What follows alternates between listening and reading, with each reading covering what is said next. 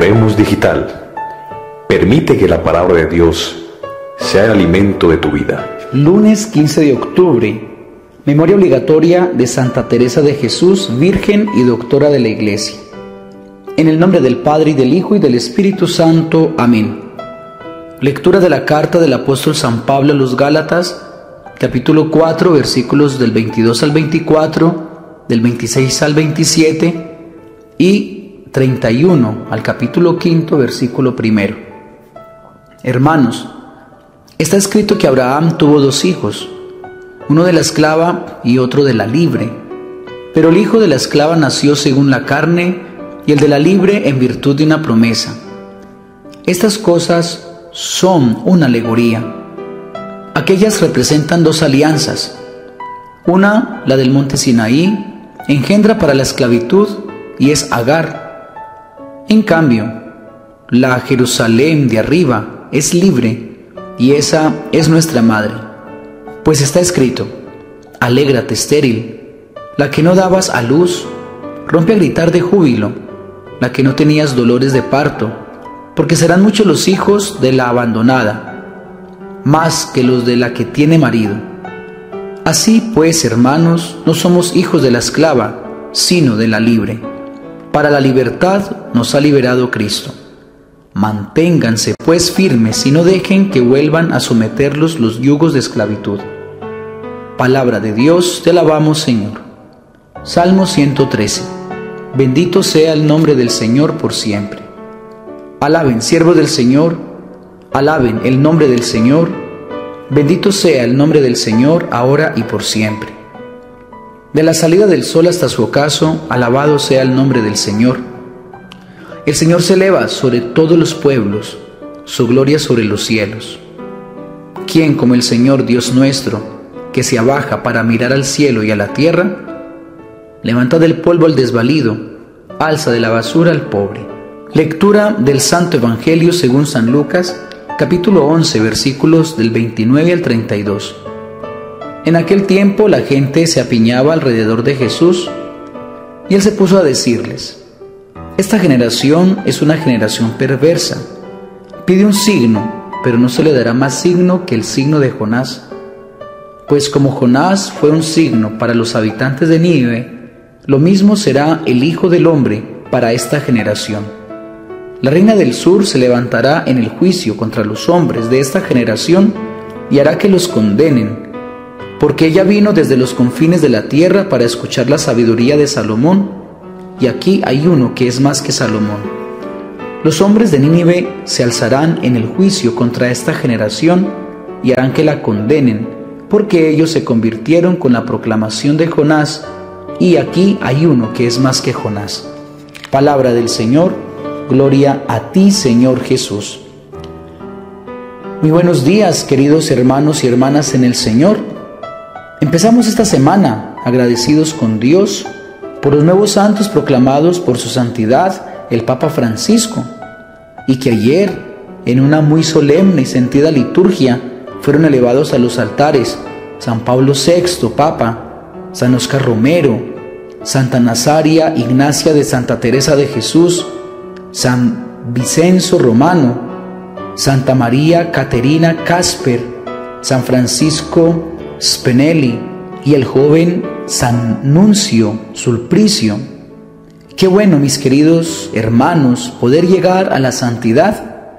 Qué bonito que todos nosotros tengamos como propósito en la vida llegar al cielo, como lo acaban de hacer estos santos.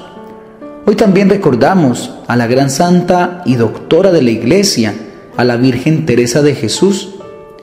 En momentos de ansiedad y soledad, abandonada por sus consejeros inexpertos que no entendían las gracias místicas que recibía, Cristo le manifiesta con palabras y obras fuerza. No tengas miedo, hija, que yo soy y no te desampararé. Esa religiosa y reformadora de la Orden Carmelita nació el 28 de marzo de 1515 en Ávila, España. A los 12 años se consagró a María Santísima y a los 20 años ingresó en el Carmelo de la Encarnación. En 1539 tuvo las primeras experiencias místicas frente a una imagen de Cristo dolorido y en 1560 pudo ver el infierno, vivencia decisiva en su camino a la santidad. Desde ese momento buscó la perfección absoluta. Había llegado la hora del nacimiento de la congregación de las Carmelitas Descalzas. El Papa Pablo VI evocó la figura de Santa Teresa el día que la proclamó doctora de la Iglesia con estas palabras: la vemos ante nosotros como una mujer excepcional, como una religiosa que, envuelta toda ella de humildad, de penitencia y de sencillez, irradia en torno a sí la llama de la vitalidad humana y de su dinámica espiritualidad. La vemos además como reformadora y fundadora de una histórica e insigne orden religiosa, como escritora genial y fecunda, como maestra de vida espiritual, como contemplativa, incomparable e incansable alma activa. Qué grande, única y humana, qué atrayente es esta figura. La doctrina de Santa Teresa de Ávila brilla por los carismas de la verdad, de la fidelidad a la fe católica y de la utilidad para la formación de las almas. Y podríamos resaltar de modo particular otro carisma, el de la sabiduría, que nos hace pensar en el aspecto más atrayente y al mismo tiempo más misterioso del doctorado de Santa Teresa, o sea, en el influjo de la inspiración divina en esta prodigiosa y mística escritora. Murió el 4 de octubre de 1582 en Alba de Tormes, España. El 24 de abril de 1614 fue beatificada por el Papa Paulo V. El 12 de marzo de 1622 canonizada por el Papa Gregorio XV. Y en 1970 el hoy San Pablo VI la declaró doctora de la Iglesia. Bueno, en cuanto a la lectura, saquemos dos ideas sencillas. Primero, digamos que nosotros no somos hijos de la esclavitud, sino de la libertad. Somos hijos de Dios, salvados, redimidos por su Hijo Jesús, para que en esa libertad nos esforcemos a caminar como Dios quiere. Pablo y la Iglesia quieren que nos demos cuenta que ya entramos ganando, que desde el inicio Dios nos ha creado para Él, y en el bautismo lo hemos confirmado. Y qué magnífico sentir que Él permanece allí acompañándonos, que Él no nos deja solos. También debemos pensar que cuando abrimos la puerta al pecado, a ese hombre viejo que vive del pecado y de la carne, entonces volveremos a encarcelarnos y seguiremos esclavos de lo que no vale la pena. Ya en el Evangelio, que nos da el mismo mensaje, pero desde nuestro Señor Jesucristo, nos reclama de ser una generación perversa, una generación maquiavélica, una generación que no se esfuerza por recibir de buena gana lo que nos enseña Jesús. En cambio es una generación que pide signos. Ojo, mis queridos hermanos, nos volvemos insolentes con Dios.